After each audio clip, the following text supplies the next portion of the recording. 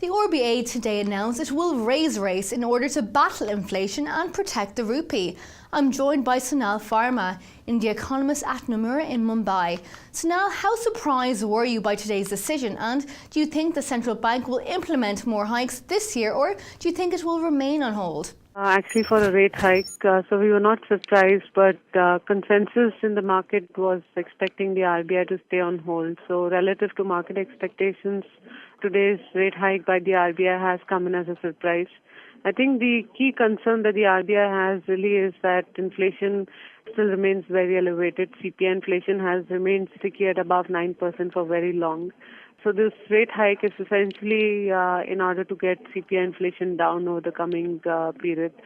Looking ahead, the forward guidance of the RBI suggests possibly the RBI may stay pat at the next policy meeting. But otherwise, in 2014, we do think that we will see another rate increase. So we're expecting another 25 basis point rate hike to 8.25% this year.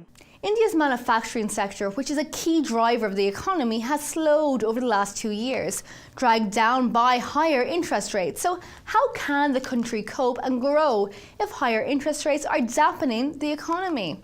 Yeah, I mean, the issue here is that apart from high interest rates, inflation is also very high. And because of this, consumers are getting extremely squeezed because nominal incomes, growing at the same pace or lower, but inflation is still very elevated. So real purchasing power is getting squeezed.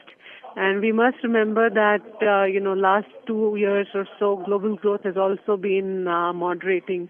So apart from the issues domestically, global growth also has been weak, which is why the manufacturing sector has seen very, very growth levels. So high interest rates is one factor, but there are many other factors such as high inflation, global growth, policy issues which determine how the manufacturing sector does.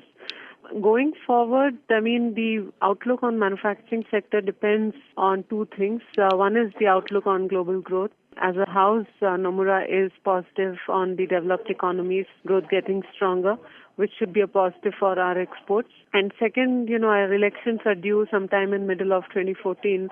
So if you do get a stable government post-elections, then actually investments, particularly investments which are stuck primarily because of policy bottlenecks, can actually see some traction. So debottlenecking of investments can drive growth. Of course, nothing will really change in the immediate, few quarters, but more towards end of 2014 or maybe 2015 is when a gradual investment debottlenecking along with better exports can drive a gradual pickup in the growth cycle. And can you share with us your views on the reaction of the markets as a result of today's decision? Of course, we're surprised by today's rate action. So the immediate reaction was negative. Bond yields have actually moved higher as a result of this.